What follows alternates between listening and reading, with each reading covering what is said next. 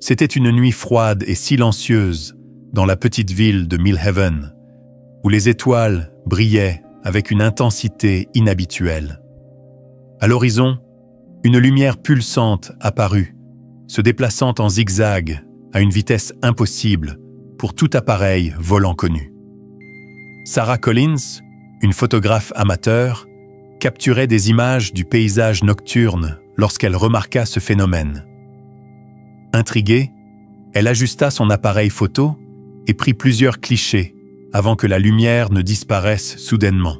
Cette même nuit, en rentrant chez elle, Sarah ressentit une étrange inquiétude. À peine entrée dans son salon, elle entendit 3 coups fermes frapper à la porte d'entrée. Il était tard, et recevoir une visite à une heure pareille était très inhabituel. Hésitante, elle ouvrit la porte et se retrouva face à 2 hommes vêtus de costumes noirs impeccables, portant des chapeaux et des lunettes de soleil, malgré l'obscurité. Sans se présenter, l'un d'eux demanda d'une voix basse et mécanique « Avez-vous vu quelque chose d'inhabituel ce soir ?» Le regard vide et le ton intimidant paralysèrent Sarah. Ne sachant que répondre, elle secoua simplement la tête.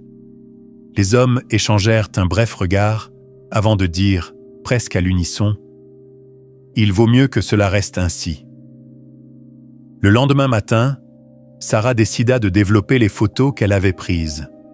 À sa grande surprise, les images montraient enfin clairement la lumière dans le ciel, révélant un objet circulaire avec des motifs géométriques complexes. Fascinée et effrayée, elle effectua des recherches sur Internet et trouva des récits similaires d'observations dans la région. Beaucoup décrivaient des phénomènes lumineux inexplicables, mais le détail le plus troublant était un schéma récurrent.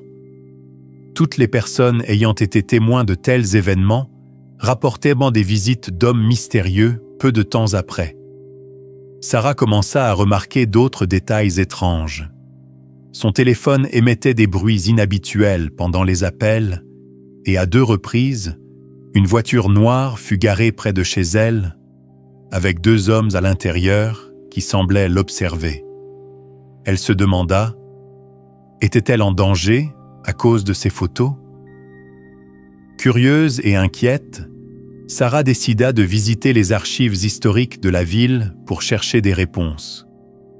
Là, elle découvrit des récits remontant à plusieurs décennies.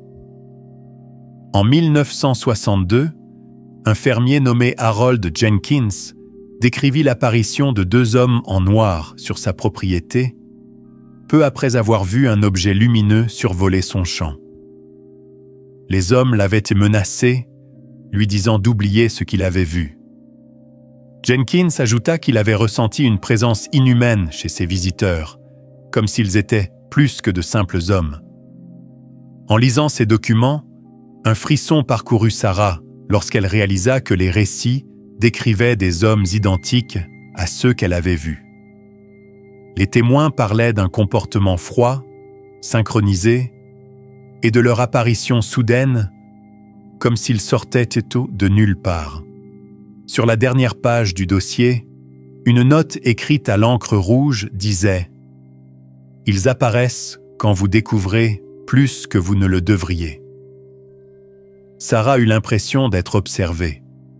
En se retournant, elle vit, à travers la fenêtre des archives, une voiture noire garée de l'autre côté de la rue. Cette même nuit, Sarah sentit que quelque chose n'allait pas. En rentrant chez elle, elle vit la même voiture noire garée devant sa maison. 2 hommes en costume, identiques à ceux qui l'avaient visité plus tôt, sortirent du véhicule et marchèrent lentement vers sa porte. Avant qu'ils ne puissent frapper, elle éteignit toutes les lumières, ferma les rideaux et les observa à travers une fente. Les hommes ne semblaient pas dérangés par l'absence de réponse. Ils se regardèrent pendant quelques secondes, comme s'ils communiquaient sans parler, puis s'éloignèrent et disparurent dans l'obscurité. Le lendemain matin, Millhaven était en ébullition. Plusieurs personnes racontaient avoir vu des lumières étranges dans le ciel la nuit précédente. À sa grande surprise, un habitant rapporta avoir été approché par deux hommes à l'apparence similaire. La peur commença à se répandre parmi les habitants. Les hommes en noir étaient en ville et personne ne savait ce qu'ils voulaient. Sarah ne pouvait pas oublier le regard caché derrière les lunettes sombres de ces hommes. Quelque chose chez eux semblait faux, comme s'ils étaient une imitation du comportement humain. Elle se lança dans des recherches approfondies sur les hommes en noir et découvrit des théories troublantes. Certains pensaient qu'ils étaient des agents gouvernementaux, formés pour dissimuler des preuves d'une vie extraterrestre. D'autres, cependant, avançaient des hypothèses encore plus effrayantes, qu'ils n'étaient pas humains, mais des entités extraterrestres ou des androïdes envoyés pour surveiller et faire taire ceux qui s'approchaient trop de la vérité. Les descriptions de leur apparence étaient toujours similaires. Une peau pâle comme de la cire, des voix mécaniques et une synchronisation presque robotique de leurs mouvements. Un détail attira particulièrement l'attention de Sarah. De nombreux témoins rapportaient que les hommes en noir avaient du mal à comprendre des comportements humains simples, comme sourire ou montrer des émotions. C'était comme s'ils essayaient, mais échouaient à se fondre parmi les humains. Sarah décida de rechercher d'autres témoins pour mieux comprendre ce qui se passait. Grâce à des forums en ligne, elle trouva des personnes dans d'autres villes qui décrivaient des expériences similaires. Le schéma était indéniable. Après une observation d'OVNI, les hommes apparaissaient, posaient des questions, proféraient des menaces et disparaissaient sans laisser de traces. Un des récits les plus troublants provenait d'un homme nommé Greg Hanson, vivant dans une ville voisine. Il raconta qu'après une observation, il avait été visité par deux hommes ayant le même visage et la même voix, comme s'ils étaient des copies l'un de l'autre. C'était comme regarder des statues de cire, dit Greg. Il mentionna également qu'avant de partir, l'un d'eux s'approcha et murmura « Ce que vous avez vu n'existe pas, et si vous continuez à parler, vous n'existerez plus non plus. » Sarah commença à comprendre que son enquête la conduisait sur un chemin dangereux.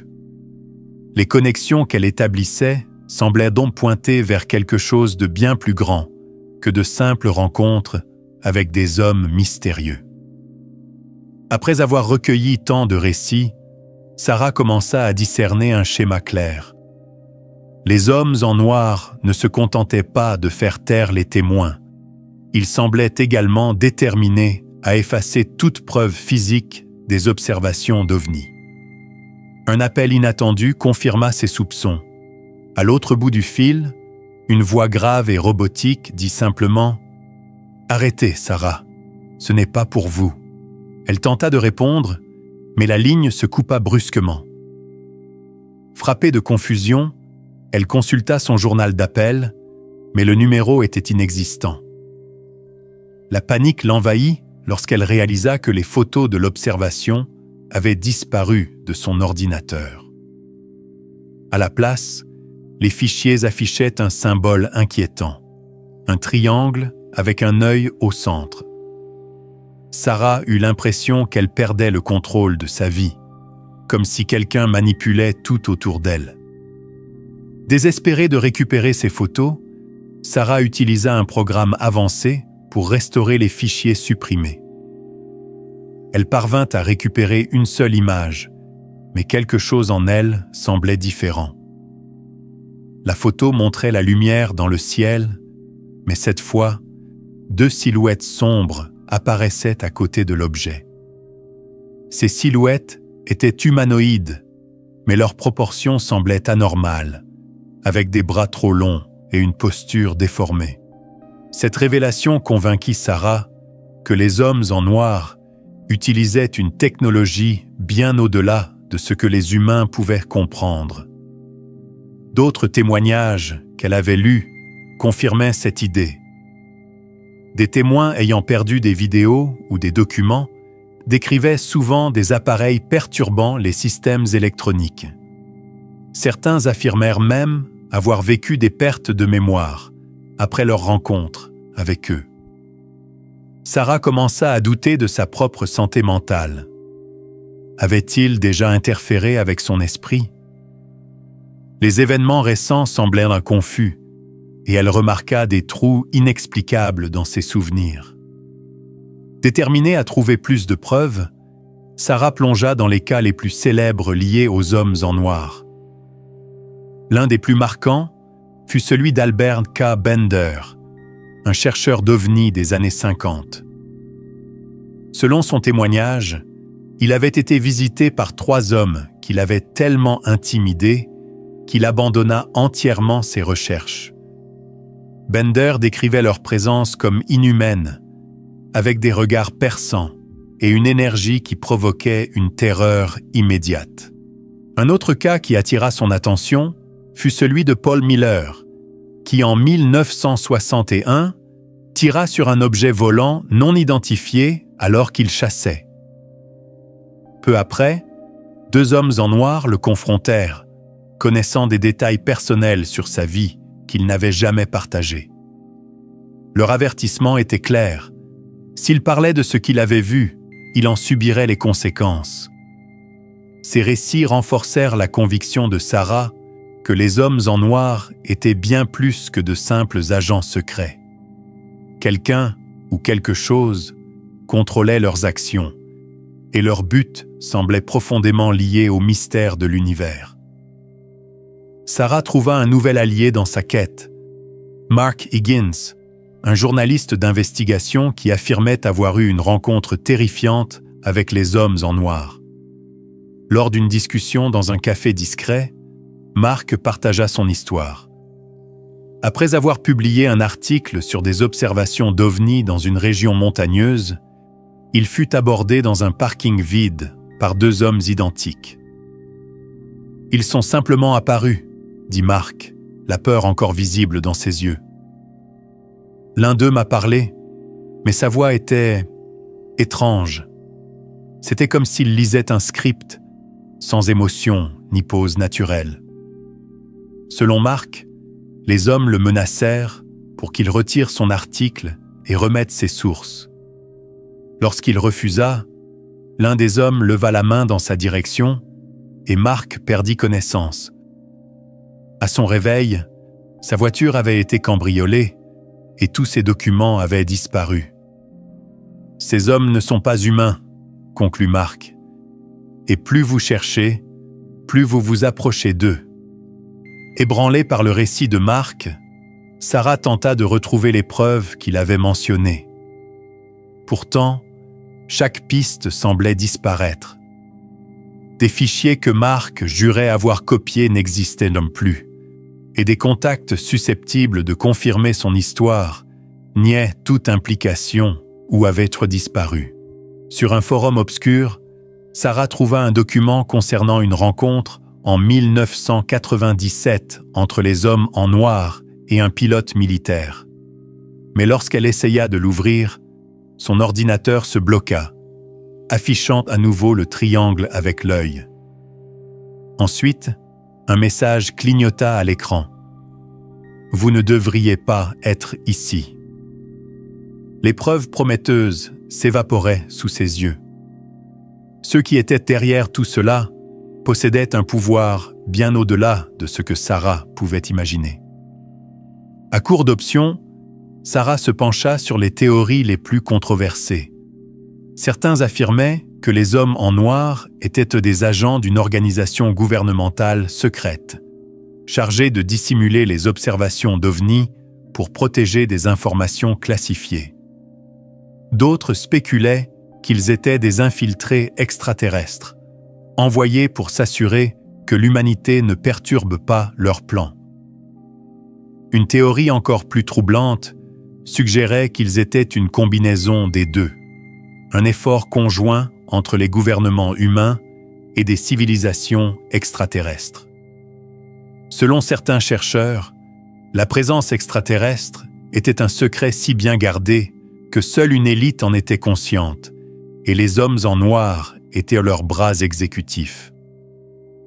Pendant qu'elle lisait ces théories, Sarah se sentit observée. La même voiture noire qui la suivait était maintenant garée au bout de sa rue.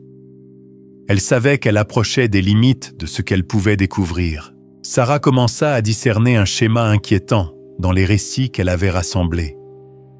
Les hommes en noir apparaissaient toujours peu après les observations d'OVNI, comme s'ils avaient accès à des informations en temps réel.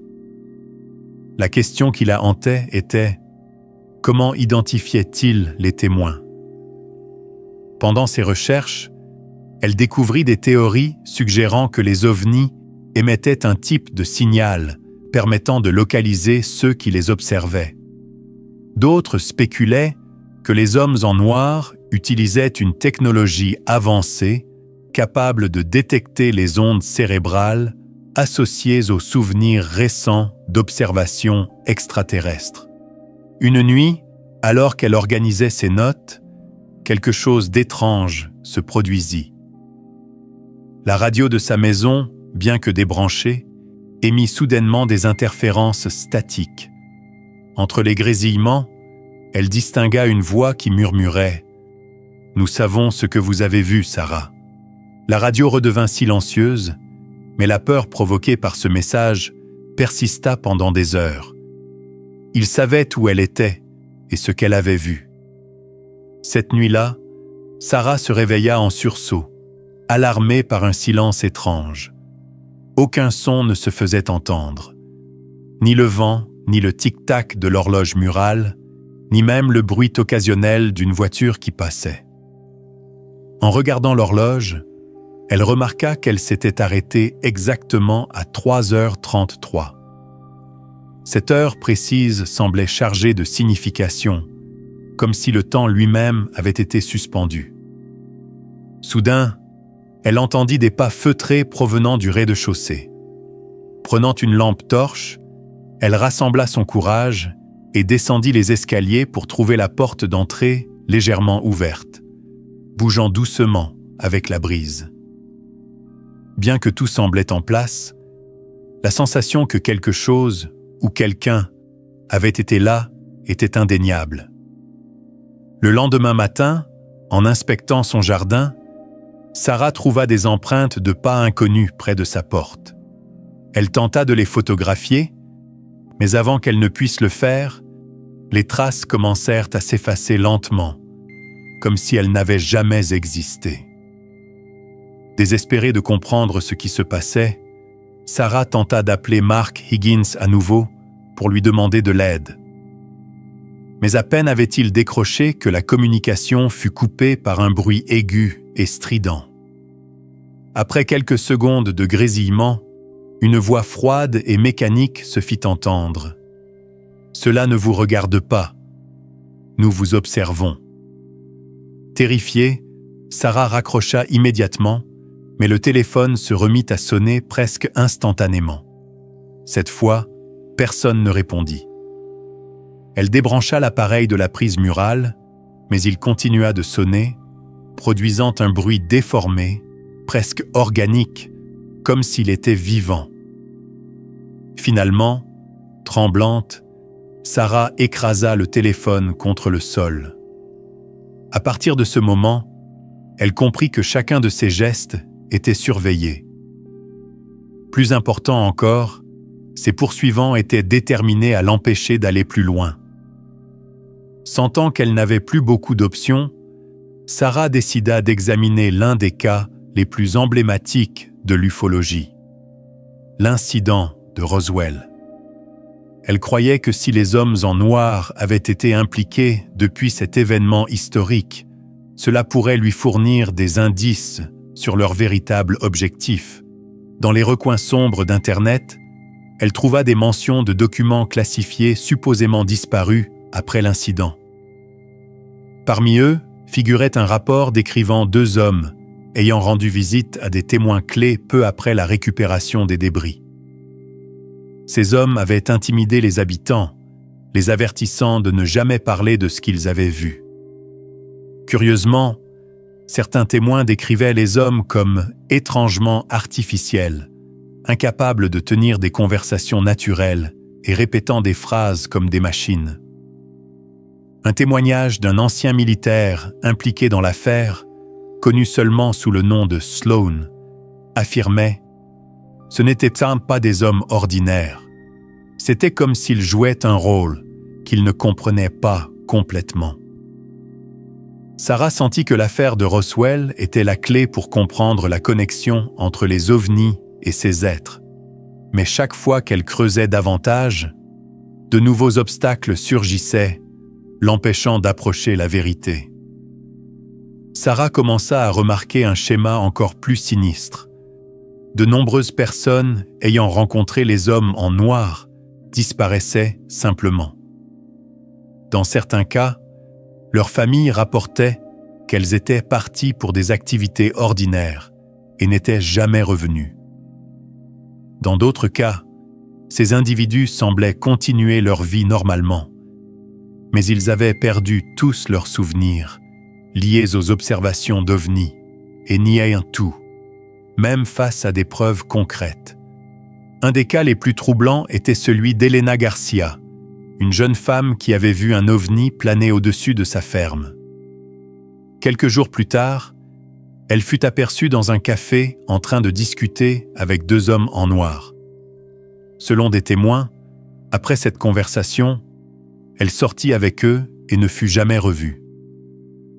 Des récits similaires émergeaient dans le monde entier, mais chaque enquête s'arrêtait au même point mort. Aucune preuve concrète ne restait. Sarah commença à craindre qu'elle ne soit la prochaine à disparaître sans laisser de traces. Cette nuit-là, Sarah fut réveillée par un bruit métallique rythmique venant de l'extérieur de sa fenêtre. Il était accompagné d'un bourdonnement faible qui devenait de plus en plus fort. Jetant un coup d'œil à travers une fente dans ses rideaux, elle vit une voiture noire garée devant sa maison. Cette fois, deux hommes se tenaient à l'extérieur du véhicule, regardant directement vers sa fenêtre. L'un d'eux fit un pas en avant, comme s'il savait qu'elle l'observait. Terrifiée, elle éteignit les lumières et se cacha, mais le bruit persistait. Lorsqu'elle trouva finalement le courage de regarder à nouveau, la voiture et les hommes avaient disparu, ne laissant derrière eux qu'un petit objet métallique sur son gazon. Le lendemain matin, Sarah récupéra l'objet. Il était froid au toucher et émettait un faible bourdonnement presque imperceptible. À sa surface était gravé le même symbole qu'elle avait vu auparavant, le triangle avec l'œil. En tenant cet objet dans ses mains, Sarah comprit qu'elle avait franchi une limite dangereuse. En quête de réponse, Sarah commença à examiner comment les hommes en noir avaient influencé la culture populaire. Films, livres et émissions de télévision avaient transformé ces figures mystérieuses en personnages de divertissement. Mais elle remarqua rapidement quelque chose de troublant. De nombreuses représentations fictives contenaient des détails précis qui correspondaient aux récits réels des témoins. Par exemple, une émission de radio des années 1980 relatait des rencontres avec des figures robotiques qui semblaient avoir du mal à se comporter comme des humains. Une nouvelle sombre des années 1950 décrivait des hommes en noir, réduisant des témoins au silence à l'aide de menaces et de technologies avancées pour l'époque. Sarah se demanda si ces représentations n'était pas une tentative de détourner l'attention de la réalité en la masquant derrière la fiction, de sorte que personne ne prenne ces cas au sérieux. Elle tomba sur une citation d'un ufologue réputé qui déclarait « Le plus grand tour des hommes en noir a été de convaincre le monde qu'ils n'étaient que des personnages fictifs. » Déterminée à découvrir l'objectif de l'étrange objet métallique trouvé dans son jardin, Sarah l'apporta à un technicien en électronique pour l'analyser. Intriguée, Le technicien découvrit que l'objet émettait des signaux sur des fréquences radio. Après des heures de travail, il parvint à décoder le signal, révélant une série de coordonnées pointant vers un système stellaire lointain, connu pour abriter des planètes potentiellement habitables. Fascinée, Sarah consulta un astronome local qui confirma la validité des coordonnées. « Si c'est ce que je pense, il pourrait s'agir d'un message d'origine extraterrestre », déclara-t-il. Cependant, l'idée que les hommes en noir protègent ces coordonnées souleva une question terrifiante. Étaient-ils des messagers d'un avertissement ou dissimulaient-ils quelque chose de bien plus sinistre?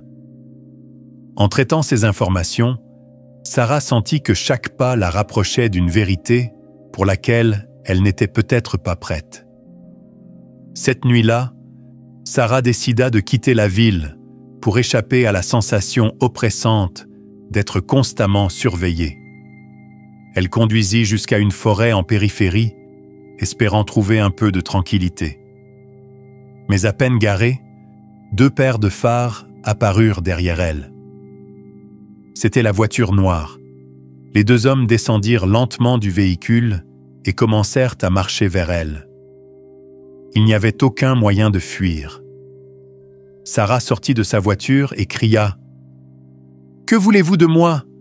Pourquoi me poursuivez-vous » L'un des hommes inclina légèrement la tête, comme s'il l'analysait. D'une voix froide et dénuée d'émotion, il répondit « Vous interférez. Il n'est pas sûr pour vous de continuer. » Avant qu'elle ne puisse répondre, l'autre homme leva la main. À cet instant, Sarah ressentit une intrusion dans son esprit, accompagnée d'un bourdonnement assourdissant.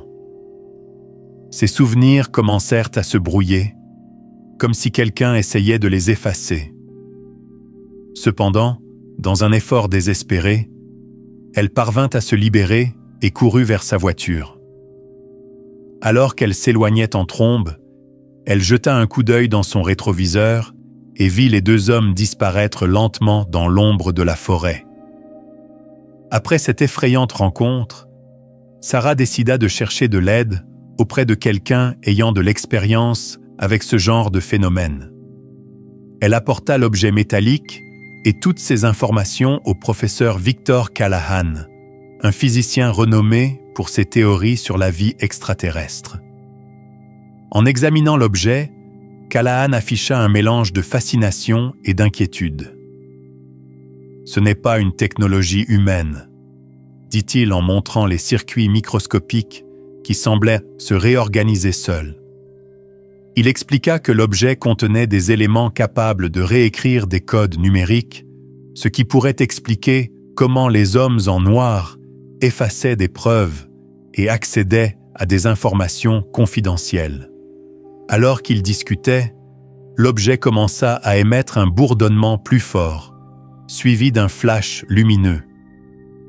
Lorsqu'ils retrouvèrent la vue, un message holographique flottait dans les airs, écrit dans une langue inconnue. Callahan parvint à traduire partiellement quelques mots.